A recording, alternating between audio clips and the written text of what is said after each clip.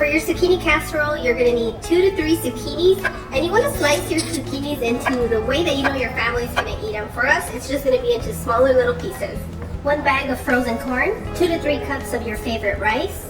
For your sauce, you're going to need 1.5 cups of water, 3 ripe tomatoes, 2 garlic cloves, 1/4 of an onion, 2 tablespoons of chicken bouillon, and 1 tablespoon of Mexican oregano. And to top off our casserole, we're going to use a little bit of Panko crumbs. You're going to need a little bit of butter and some cheese. And now we're going to blend all of our sauce ingredients. That includes our onion, garlic, tomatoes, chicken bouillon, Mexican oregano, water. And you just want to blend it until smooth. And boom, done, amigos. Place a little bit of olive oil at the bottom of your tray. Add your rice. And I've made this with Mexican rice, white rice. It tastes equally as good with all of them. But your favorite is with white rice? Yes. Well, my favorite is with Calrose rice. You always have to make you choose your favorites. Yes, yes. The Muse Club or their parents, just kidding. Oh. Next, you're going to add your zucchinis. Your corn. And I like using frozen corn because it's super easy, but you can use fresh or canned corn for this recipe.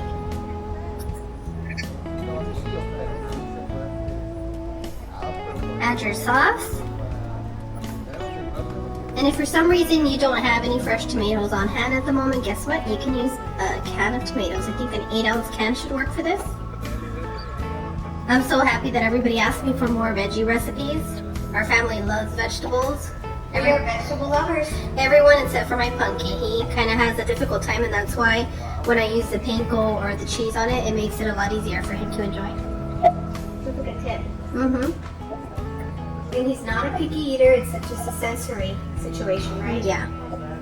SPD. Shout out to all my SPD parents out there. We're getting it done. These kids will eat. These kids, like if they're strangers, my babies, my sweet angels. In case they're watching this, they don't hear mom say my angels.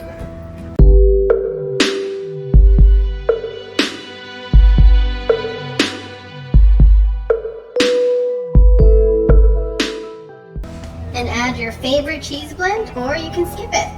It's going to be up to you. Mozzarella works great with this particular recipe because mozzarella tastes great with zucchinis. But I have a lot of Mexican cheese blend to get through. And our family never complains about this one. To about 1/2 cup of your Panko crumbs, you're going to add 2 to 3 tablespoons of melted butter. If you don't have access to Panko crumbs, you can use breadcrumbs, but those do burn a lot faster. So just be careful with that part. And what do I mean by that? I mean that you're going to have to put a foil over your casserole. And sometimes I've heard some of our friends that they use Ritz crackers over the top. At this point, get some saltines.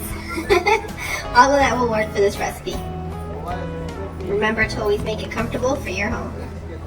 And now you're going to sprinkle your Panko crumbs right over the top. My kids love that crispy bite. And then you got the cheesiness on the bottom. We've been doing this for a very long time, friends.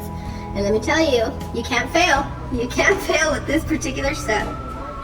And now it's time to bake your casserole at 380 degrees for 35 to 40 minutes.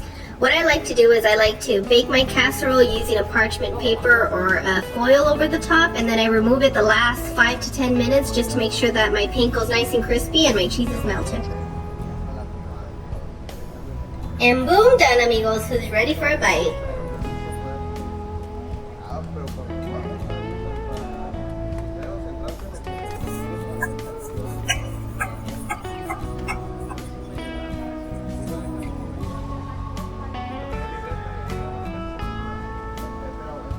I'm gonna need somebody very special to say